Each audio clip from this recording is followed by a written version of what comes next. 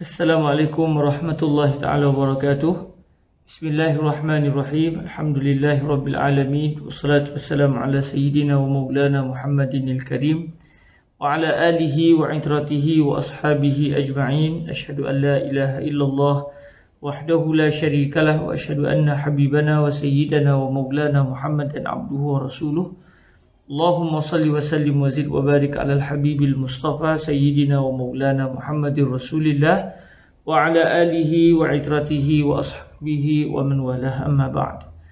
Alhamdulillah, kita bersyukur pada Allah dapat kita bertemu lagi, dan hari ini kita akan masuk ke hadis yang ketiga daripada Sahih Al-Imam Al-Bukhari radhiyallahu ta'ala anhu. Satu hadis yang panjang yang telah diriwayatkan oleh Sayyidatuna Aisyah radhiyallahu ta'ala anha, yang menceritakan detik kali pertama Rasulullah sallallahu alaihi wasallam menerima wahyu daripada Allah Azza wa Jalla melalui perantaraan Sayyidina Jibril alaihi salam.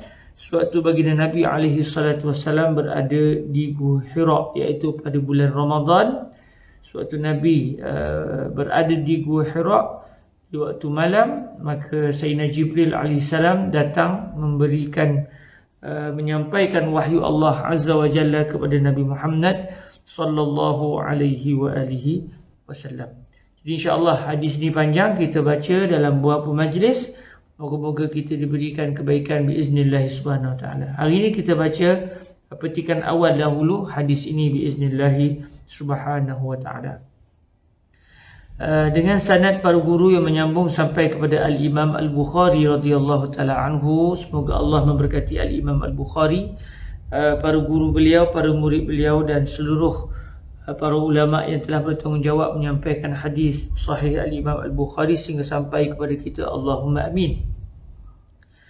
Kata Al-Imam Al-Bukhari, babun haddathana Yahya bin Bukairin qala haddathana Al-Laits an Uqail عن ابن شهاب عن عروة بن الزبير عن عائشة أم المؤمنين رضي الله عنها أنها قالت: أول ما بدأ به رسول الله صلى الله عليه وآله وسلم من الوحي الرؤيا الصالحة في النوم، فكان لا يرى رؤيا إلا جاءت مثل فلك الصبح.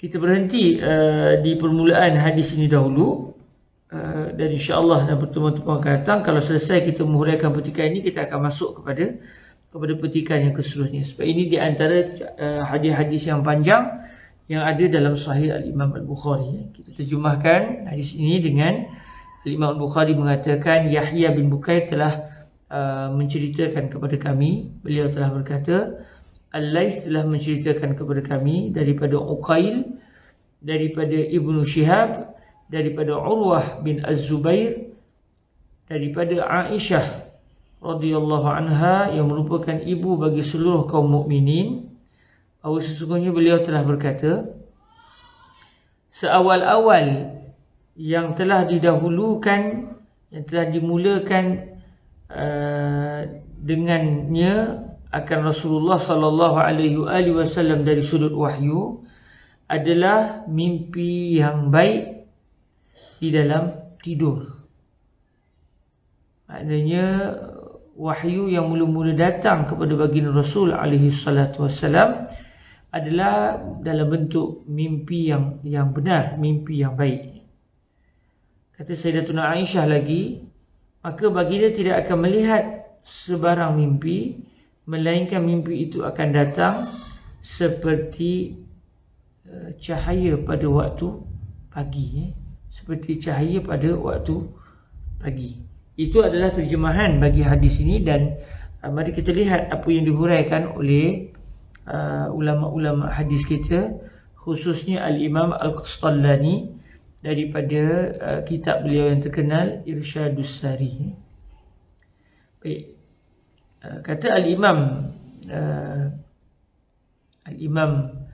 Al-Qastallani rahimahullahu azza wa jalla dalam menceritakan tentang kisah ini, beliau mendatangkan terlebih dahulu dengan menceritakan tentang perawi hadis ini. Kalau kita lihat tadi, Imam Al-Bukhari memulakan dengan menyatakan beliau mengambil hadis ini daripada siapa. Dan ini adalah manhaj ilmu yang begitu besar yang diasaskan oleh para ulama kita, bahawa ilmu itu diwarisi, ilmu itu dipelajari daripada seorang guru, dari seorang guru sampai bersambung kepada baginda Rasulullah sallallahu alaihi wasallam. Jadi Al-Imam Al-Bukhari menyatakan beliau telah menerima hadis ini daripada guru beliau yang bernama Yahya bin Bukair. Cuma kata Al-Imam Al-Qastallani, Yahya bin Bukair ini sebenarnya Bukair itu bukan nama ayah kepada Yahya. Bukair itu datuk kepada Yahya. Sebetulnya adalah Yahya bin Abdullah bin Bukair. Yahya bin Abdullah bin Bukair. Ini salah seorang guru Al-Imam Asy-Syafi'i, guru Al-Imam Al-Bukhari radhiyallahu taala anhu. Namun Al-Imam Al-Bukhari menyatakan haddatsana Yahya bin Bukair. Yahya bin Bukair telah menceritakan kepada kami tanpa disebut nama penuh kepada bagi Yahya ini. Kerana Yahya bin Abdullah sebenarnya, baru bin Bukair, bukan Yahya bin Bukair. Cuma ini memang adalah adat orang Arab. Kadang-kadang seorang itu akan dibinkan kepada datuknya terus, sekiranya datuknya itu sangat terkenal berbanding dengan ayahnya. Jadi antara Abdullah dan Bukair, yang lebih terkenal adalah Bukair. Maka ulama ini, walaupun beliau anak kepada Yahya, anak kepada Abdullah dan cucu kepada Bukair, tetapi digunakan dengan nama Yahya bin Bukair. Yahya anak lelaki kepada Bukair, walaupun yang sebetulnya Yahya adalah cucu, bukan anak lelaki kepada Bukair. Tapi ini adalah perkara biasa dalam masyarakat Arab. Mungkin kalau kita yang orang Melayu, kita rasa ini dah tersilap ke apa sebenarnya. Tapi sebenarnya tidak tersilap, tetapi memang merujuk kepada cara orang Arab dalam menyebut nama seseorang. Kalau nama ayah itu agak kurang terkenal, manakala nama datuk lebih terkenal, maka digunakan nama datuk sebagai contoh. Bahkan Nabi SAW juga dalam perang Hunain, ketika kaum muslimin bertempiaran lari apabila diserang dengan begitu dahsyat oleh orang-orang kafir daripada Taif dalam perang Hunain, maka Rasulullah telah melaung dengan kuat. Nabi menyatakan, Anan nabiyyu la kazib, ana ibnu Abdil Muttalib. Ana nabiyyun la kazib, ana ibnu Abdil Muttalib.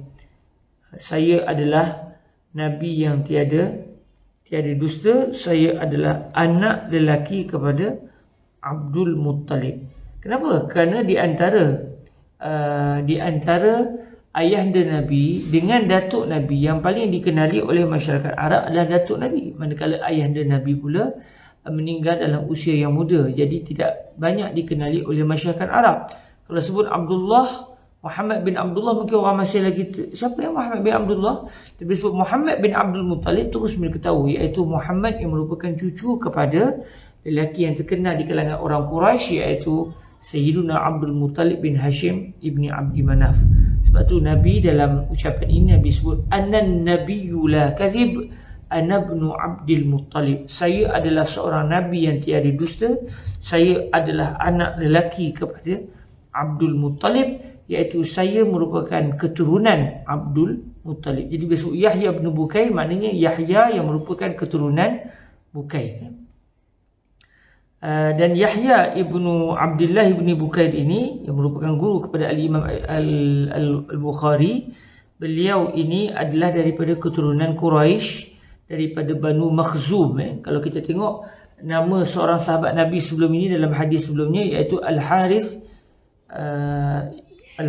ibnu Abdullah. Al-Haris ibnu Abdullah, iaitu Sayyiduna Al-Haris ibnu Abdullah daripada suku Banu Makhzum, daripada suku Banu Makhzum, yang merupakan salah satu suku dalam kabilah orang-orang Arab Quraisy.